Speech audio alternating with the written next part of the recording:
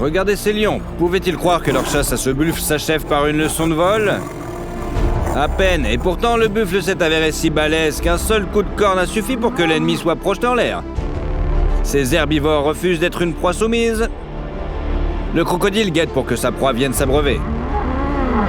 Puis il saute soudainement de l'eau boueuse, effraie sa proie, l'attrape avec ses dents et la traîne au fond. Normalement, ce plan est presque toujours gagnant. Mais là, le reptile ne sait visiblement pas à qui il a affaire. Les buffles prennent peur lorsque les énormes mâchoires sortent soudainement de l'eau et les esquivent. Mais non seulement ils ne s'enfuient pas, ils reviennent en plus. Le plus gros d'entre eux n'aime pas qu'on lui fasse une telle farce. Il attend que le crocodile attaque à nouveau, puis rejette le reptile d'un coup puissant. Jamais auparavant un crocodile n'avait eu l'impression d'être une balle de tennis. Il est peu probable qu'il attaque une fois de plus ses ongulés. Mais ce crocodile a encore de la chance. S'il attrapait un buffle, l'ongulé le traînerait jusqu'à terre, où il commencerait à le piétiner avec ses sabots acérés. Pour ces herbivores, seuls les plus gros crocodiles peuvent représenter une quelconque menace. Un jour, un crocodile a attrapé un buffle et a essayé de le traîner pour le noyer. Le buffle a réussi à traîner le crocodile à son tour pour sortir de l'eau, après quoi sa famille et lui ont soulevé le reptile sur leurs cornes, l'ont piétiné puis l'ont jeté dans l'eau. Là encore, le prédateur malchanceux l'a échappé belle. La principale caractéristique d'un buffle est son courage. S'il remarque une menace de loin, il va attaquer plutôt que de paniquer. La plupart des herbivores, au contraire, sont très peureux. Un zèbre ou un gnou sont plus grands et plus forts qu'une lionne. Mais un grand félin peut facilement les mettre en fuite, même s'ils forment un troupeau. Un buffle, c'est une autre histoire. Les prédateurs se rendent vite compte qu'ils ont embêté pour rien. Un tel ongulé surpasse un ours en férocité. Mais il est aussi malin lors d'un combat en utilisant tous ses avantages à 100%. Il semble être heureux de combattre le prédateur qui tient le reste de l'Afrique par la gorge. Un buffle peut peser plus d'une demi-tonne, soit 2 ou 3 fois le poids d'un lion, et être 5 fois la taille d'une lionne. Du coup, chasser un tel géant ressemble à l'assaut d'une forteresse. Les lionnes entourent le buffle et tentent de l'abattre ou d'atteindre ses parties vulnérables. Que feriez-vous en cas d'un tel siège? Vous paniquerez. Mais le taureau garde son calme et repousse toutes les attaques. Il réagit à la vitesse de l'éclair et se retourne immédiatement pour se défendre. Le buffle est encore plus agressif que les lions. Mais ce n'est pas à cause de sa nature vicieuse. C'est juste que l'attaque agressive est la seule chance de survie pour ce buffle. Et il l'a compris, ces lions ne sont pas très résistants. Mais la supériorité du nombre qu'ils ont leur permet d'attaquer un par un tout en épuisant leur proie. Cela leur est égal si le buffle tomberait de mort dans 10 minutes ou dans une demi-heure. Par conséquent, seule une percée peut donner à un buffle une chance de survie. Et s'il blesse l'un des prédateurs, il peut refroidir leur ardeur et les obliger à battre en retraite. Les animaux carnivores sont courageux, mais ils se heurtent à une riposte intense et ils laissent souvent leur proie en paix. Car sinon, ils risquent de dépenser plus d'énergie pendant la chasse que la viande de leur proie ne peut leur donner. Sinon, quel est l'intérêt d'attaquer leur proie? Parfois, le buffle agit en premier en faisant les lions fuir, histoire de les tenir à distance. Le lion mâle est beaucoup plus fort que la femelle et peut même avoir raison d'un buffle en combat singulier. Mais si l'ongulé est expérimenté et courageux, même deux mâles expérimentés ne pourront pas l'avoir. Le buffle a l'air de jouer avec ses adversaires. Il manœuvre, repousse les attaques et ne se laisse pas encercler. Son arme principale est constituée par des puissantes cornes incurvées. Elles ont une partie percutante très large qui est utilisée comme un bélier. Et de chaque côté se trouvent les pointes acérées qui peuvent déchirer la peau d'un rhinocéros, sans parler de celle d'un lion. Un lion peut peser environ un quart de tonne. Mais le buffle le projette facilement à une hauteur supérieure de celle d'un humain. Les lions sont choqués Et pour les autres prédateurs, c'est une grande leçon. Personne n'a envie de vivre une telle expérience. Il faut parfois une douzaine de lionnes pour s'attaquer à un seul buffle. Et même dans ce cas, l'herbivore a une chance de s'échapper et de se défendre. Cependant, le principal avantage du buffle est son troupeau. Ce sont les buffles qui viennent le plus souvent à la rescousse de leurs congénérés par rapport aux autres herbivores. Pouvez-vous vous vanter d'avoir des amis qui attaqueront pour vous des lions en colère? Les buffles peuvent aussi prendre peur et s'enfuir devant la menace. Mais s'ils reviennent et viennent en aide à un buffle encerclé par des lions, cette bataille aura l'air épique, comme une bataille du Seigneur des Anneaux. Les buffles rompent l'encerclement des prédateurs, les attaquent par l'arrière et les flancs et jettent les énormes félins ça et là à l'aide de coups puissants. Et la famille d'ongulés est réunie dans un final heureux. L'Afrique voit rarement une fin heureuse, mais c'est justement le cas ici. Ou peut-être avez-vous pris le parti des lions qui se sont retrouvés sans dîner et avec des côtes cassées. Répondez dans les commentaires. Parfois les buffles poussent même leurs ennemis à grimper sur les arbres. Tout cela pour donner une leçon, il vaut mieux ne pas avoir affaire à ces ongulés. La lionne s'en souviendra probablement bien, n'est-ce pas? Il existe même un rare enregistrement sur lequel deux armées s'affrontent. Une petite troupe de lions et un énorme troupeau de taureaux. Les lions ont manifestement essayé de semer la panique dans le troupeau afin de pouvoir ensuite abattre les buffles les plus faibles et les massacrer. Mais cela n'a pas fonctionné. Le troupeau s'est uni et a éloigné les prédateurs vers la rivière. Les lions ont alors adopté une défense tout azimut, et les buffles les ont effrayés et les poursuivaient un par un. Il est étonnant de voir à quelle vitesse le prédateur et la proie se sont interchangés. Ainsi, les buffles n'ont pas jeté les lions dans la rivière et n'ont pu en piétiner aucun. Mais les lions étaient littéralement à un cheveu de péril et s'en sont sortis de justesse en courant. L'histoire des bagarres entre les buffles et les prédateurs connaît un épisode unique où un troupeau a sauvé un lion mal blessé. Il avait marché sur les plates-bandes d'une autre troupe. Et il en a payé cher. Les deux mâles, qui étaient les maîtres du territoire, ont eu raison de l'intrus. Il se défendait furieusement, mais les dents de ses ennemis s'étaient déjà refermées autour de sa gorge. Soudain, les buffles se sont impliqués. Ils ont éloigné les lions de leurs victimes et ont sauvé la vie de ce mâle blessé. L'un des buffles a même donné un léger coup au lion, le blessant comme pour lui dire « Ne te détends pas, nous ne t'aimons pas, on voulait juste donner une leçon à ces deux-là ». Les ongulés ont ensuite laissé le mâle blessé tranquille et l'ont laissé partir à leur recherche d'un autre endroit où vivre. Peut-être verrons-nous un jour un lion se battre du même côté que les buffles, contre les hyènes par exemple. Ce serait pas mal. Cependant, ces buffles souffrent peut-être du syndrome de stress post-traumatique et ne peuvent pas regarder des lions abattre quelqu'un, même si c'est un autre lion. À votre avis, quelle est la motivation de ces buffles? Partagez votre opinion dans les commentaires. Les prédateurs terrestres les plus grands et les plus forts de la planète sont les ours. Mais même cette bête doit s'enfuir en panique lorsqu'elle croise par erreur quelques bisons. Ces géants sont de proches parents des taureaux. L'ours pensait pouvoir effrayer le troupeau et affoler les ongulés, puis attaquer le retardataire comme le font les loups. Mais l'ours a clairement surestimé sa réputation.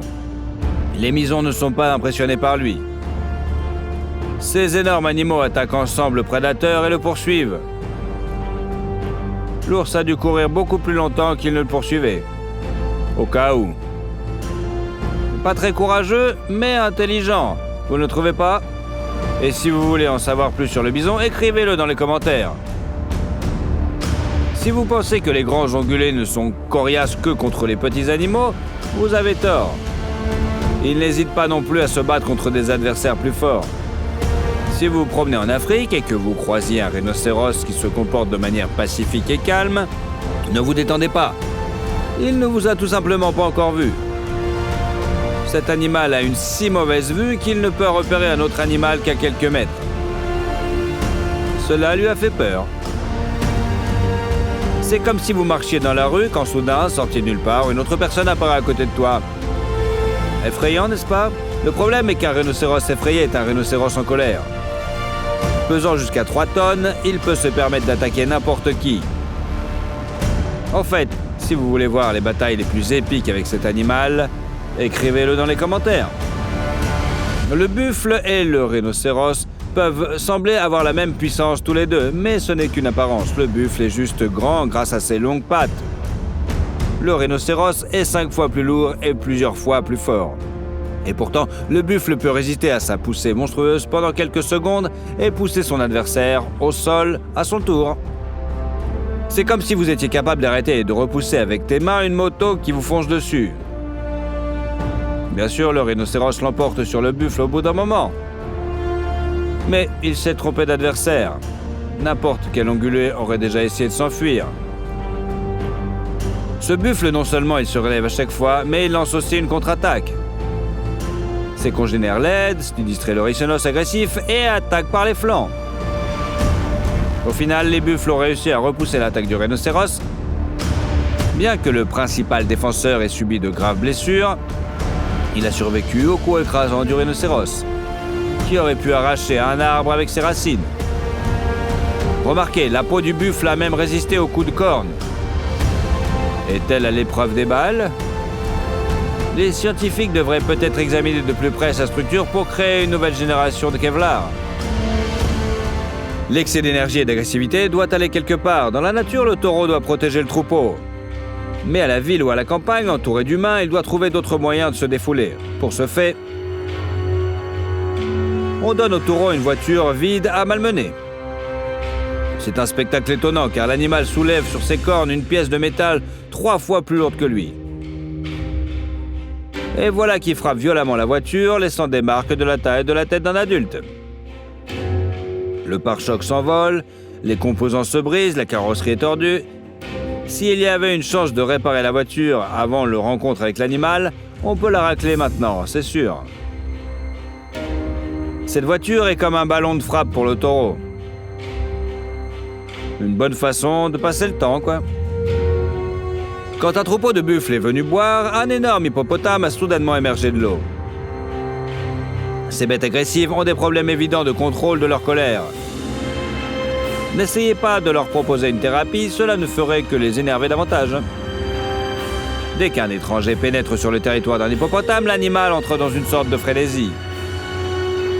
Pesant environ 4 tonnes, armé de crocs presque aussi longs que le bras d'un adulte et protégé par une peau épaisse et solide, l'hippopotame sème la panique chez les autres animaux et peut faire fuir n'importe qui.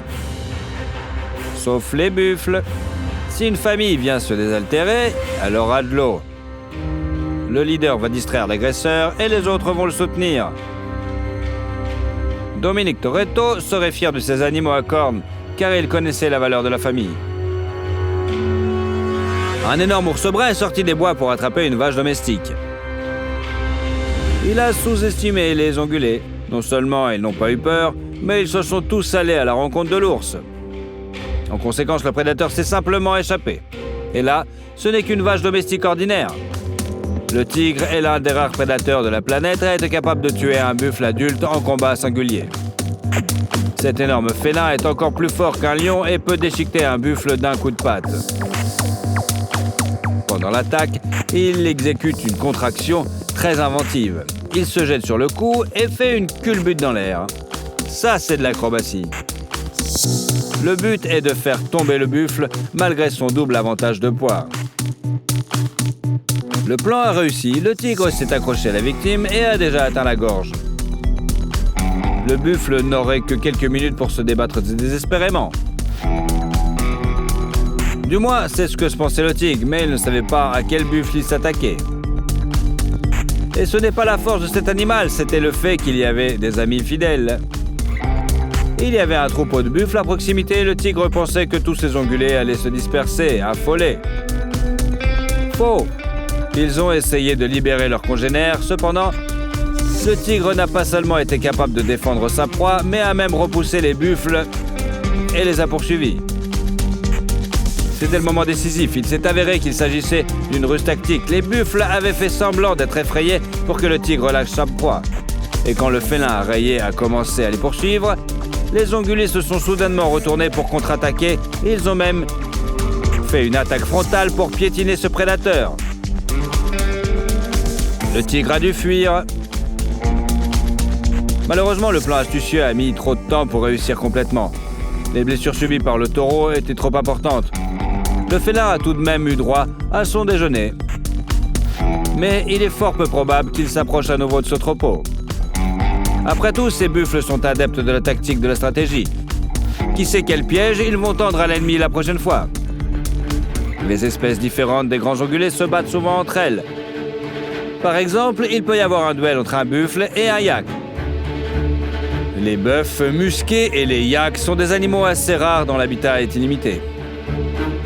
Leur corps massif et bossu peut les faire paraître maladroits, mais ne sous-estimez pas la force monstrueuse de ces bêtes. Les bœufs musqués se trouvent dans les régions septentrionales de l'Eurasie et de l'Amérique. Ce sont des parents assez éloignés du taureau commun. Les yaks, quant à eux, sont génétiquement plus proches d'eux. Ils vivent dans les régions montagneuses de la Chine et d'autres pays de la région himalayenne. Selon l'une des lois de la biologie, plus on s'enfonce dans les zones climatiques froides, plus les animaux locaux sont forts et grands. Il n'est donc pas surprenant que les bœufs musqués pèsent bien plus d'une demi-tonne pour une taille d'environ 1,5 mètre. Regardez comment ce bœuf musqué met en pièces un rondin de la taille d'un homme juste pour s'entraîner. À chaque coup, d'énormes morceaux de bois s'envolent. Le bœuf musqué se précipite vers la cible à la vitesse d'un projectile. Et là, l'animal ne fait que s'amuser. De manière surprenante, un duel entre un buffle et un yak a l'air étonnamment noble. Contrairement au rhinocéros brutal qui tente de percer sa proie à coups répétés, les deux ongulés s'affrontent tout en tentant simplement de surpasser l'un l'autre sans violence excessive. Cela semble être une sorte de compétition pour eux, puisqu'ils n'ont pas lutté pour les femelles, pour une place dans le troupeau ou pour un territoire. Peut-être que pour eux, c'est vraiment un divertissement. Qu'en pensez-vous? La panthère des neiges est l'un des rares animaux qui peut dominer un yak. Cette panthère est plus petite qu'un tigre ou d'un lion, mais elle a aussi une grande force et une grande agilité. Cette fois, cependant, le prédateur léopardé s'est trompé d'adresse. Il a attaqué un veau de yak, comptant sur une proie facile. Le veau a failli succomber, mais sa mère n'a pas été effrayée par les dents et les griffes de l'ennemi. Les yaks, ce sont de grands animaux. Les mâles peuvent peser jusqu'à 1 tonne et mesurer jusqu'à 2 mètres de haut. Les femelles sont beaucoup plus petites, mais leur taille impose également la considération. Cette femelle est passée à l'attaque et a protégé sa progéniture à la vitesse de l'éclair. La panthère a failli être piétinée par ses sabots acérés et a dû s'enfuir à la recherche d'une proie avec un meilleur tempérament et aux cornes moins puissantes. Dans certaines régions d'Asie et d'Afrique, les taureaux inappropriés côtoient les taureaux domestiques élevés en liberté. Il y a souvent des conflits entre eux. Curieusement, la proximité de l'homme n'a pas du tout choyé le taureau domestique, qui donne une